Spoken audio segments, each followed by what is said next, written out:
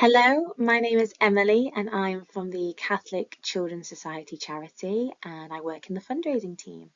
And I just want to start off by saying a huge thank you to St Anne's for supporting our Lent appeal this year. As you can probably see from the slide, we decided to call our Lent appeal this year Building Bridges, and it's all about connecting with others. And the reason why we've called our Lent appeal Building Bridges is because we have been inspired by Pope Francis's call to build bridges, not walls, talk to one another, listen to each other, and walk together. And we want St Anne's to do just that. We want you to come together as a school community, connect with one another, and help the most vulnerable people in your community. So that's our Lent appeal and the theme for this year. But I also want to spend a bit of time telling you more about who we are as a charity. So the Catholic Children's Society is a charity that helps local disadvantaged children and families. And we work with all faiths and none across London, Hertfordshire and the South East. And we have early intervention services that aim to improve children's life chances so they can go on to have brighter futures. And we have been inspired by Catholic social teaching.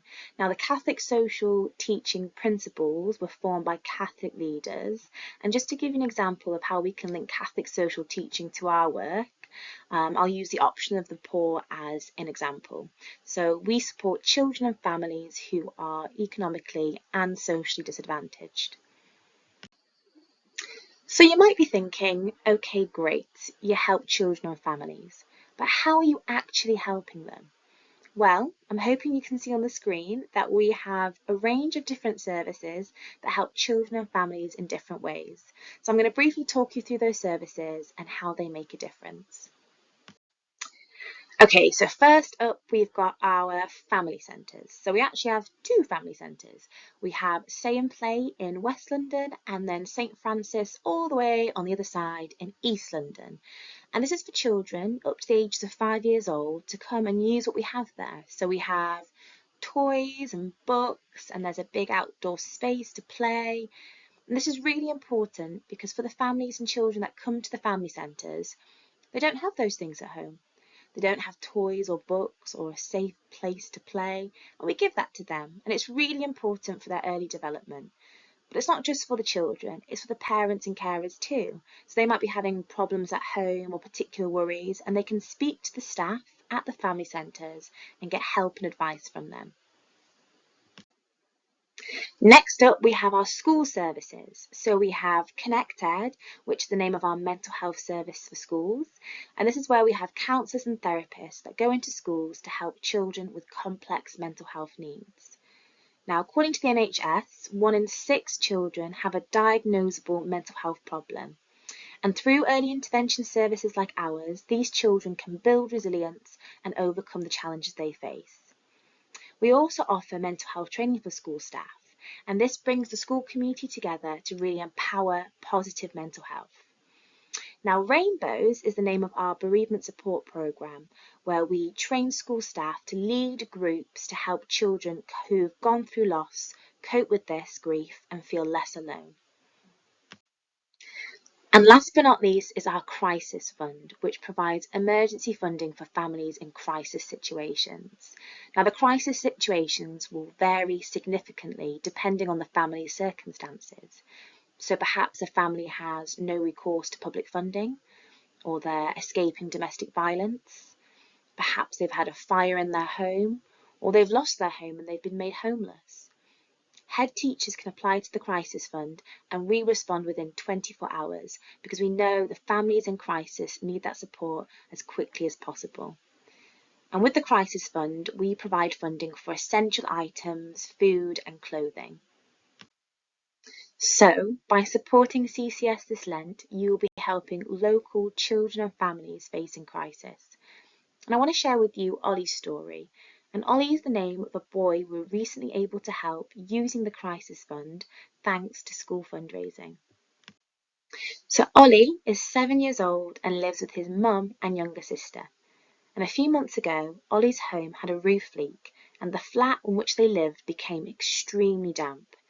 And over time, the ceilings, the walls, the windows became covered in black mould, which looked a little bit like this. Ollie's health declined significantly because of all the mould. He was coughing and wheezing all the time, and it became so bad that Ollie was rushed to hospital because he was struggling to breathe. Ollie's mum was very worried and didn't know who she could turn to, so she called Ollie's school to see if they could help. Ollie's school were brilliant. They spoke with the local authority and were able to get the family moved into a new flat, which is brilliant.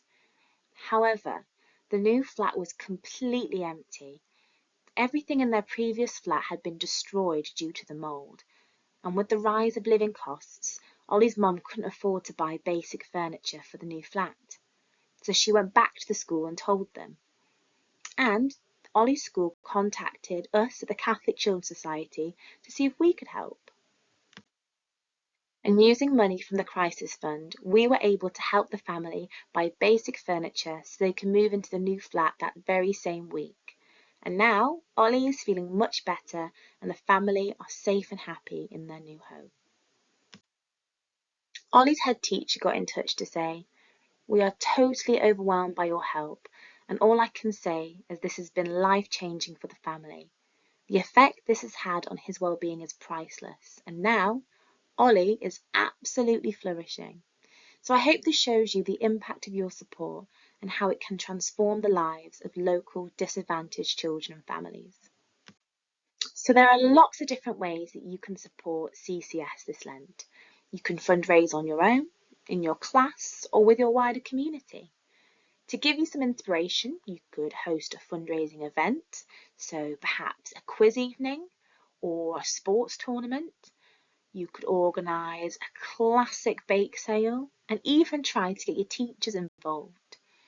Every penny that you fundraise will directly help children and families in need.